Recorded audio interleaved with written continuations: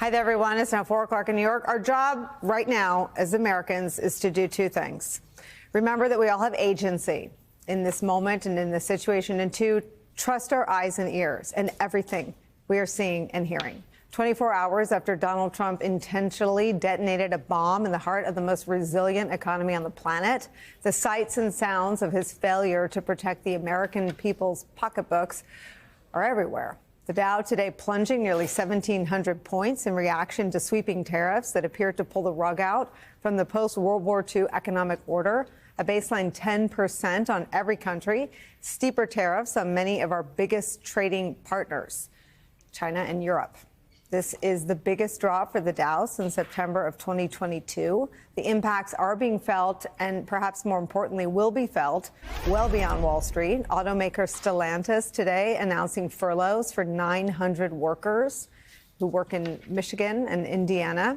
And with practically every sector of the economy now bracing for disruption, the Associated Press is reporting this, quote, consumers could see overall prices rising within a month or two of tariffs being imposed. For some products, such as produce from Mexico, prices could rise much more quickly after the tariffs take effect. The cost, according to White House trade advisor Peter Navarro, $6 trillion over 10 years, what CNN calls, quote, the largest tax hike in U.S. history.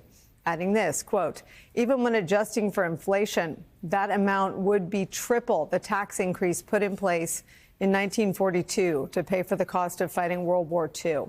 This attack on every single American family's buying power and savings is where we start today with CNBC senior economic reporter Steve Liesman. Steve, thank you. I've been watching your clips all day as you've been talking.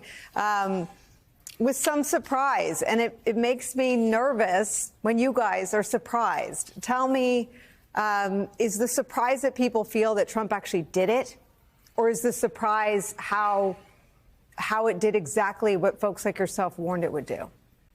You know, if I could tell you a small joke in this sort of sad time here, Nicole. Please.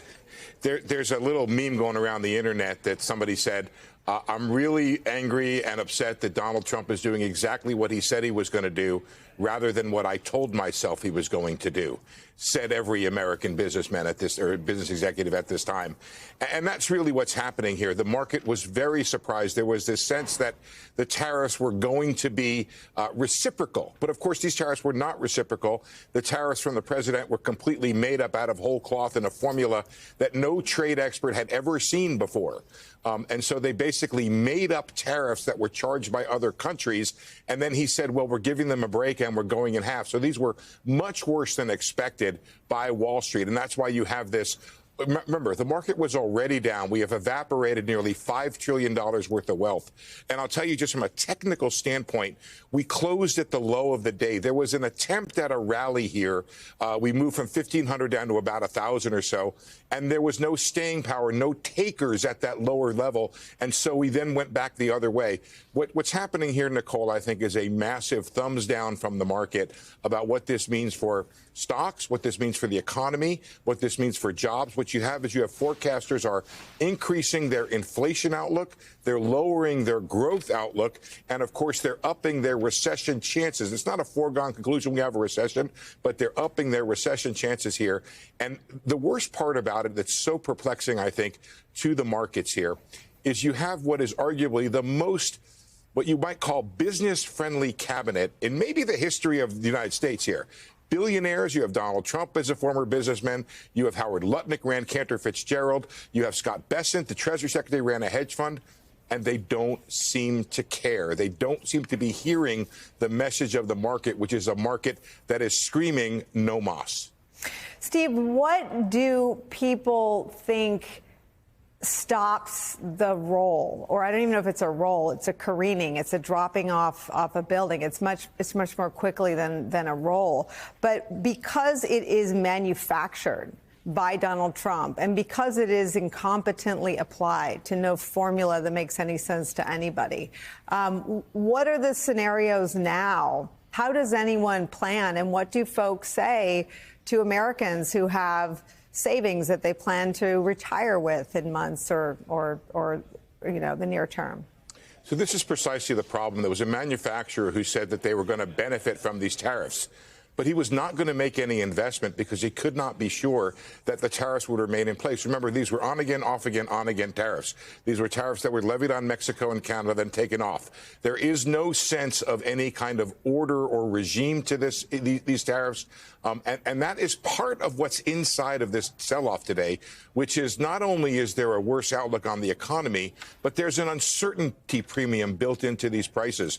It was really important, this idea of the attempt to rally that then failed or faded.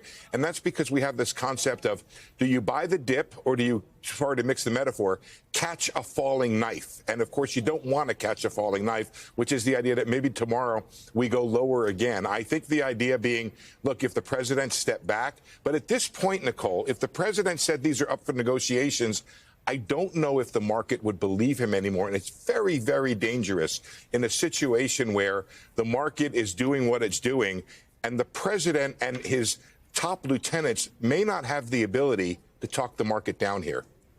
I know that sort of when my world of political journalism and your world intersect, it's sometimes around what I see you guys having conversations about the leaders. And I wonder how much the conversation has shifted to the leader who, as you said, surrounded by people who know better, I've looked everywhere for Mr. Bessent and pro-tariff, and I can't find a single nice thing he's ever said a tariff anywhere, ever. I've looked similarly for Mr. Lutnick's past comments about tariffs. There's no one in his cabinet who's ever said anything in their lives prior to being Trump cabinet officials about tariffs being good.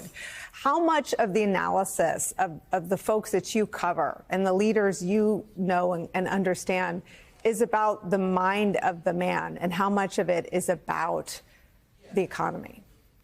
I think there's a rude awakening going on. I think there's an understanding that this is fundamentally different from the first administration, where there was a belief that there were people around the president who would perhaps curtail some of his worst economic urges. Right now, there's a sense that he has a series of people around him who are essentially going to rubber stamp what he's thinking and what he's doing. I mean, anybody who got behind this formula to figure out tariffs that ended up being on small island nations as well, and as you guys have been putting up some charts there, some of the poorest nations in the world, countries that send us wine and cheese and Mercedes, and the president says they're ripping us off, and even using the term rape and pillage to explain our basic trade relationships with our allies. I think there's a growing concern about the president and the idea, are his, what we believe to be perhaps his best business acumen, is it really being put to the side here in favor of an idea that we know the president has supported of tariffs since the 1980s. And here we go. We have to put our seatbelts on and figure all this out.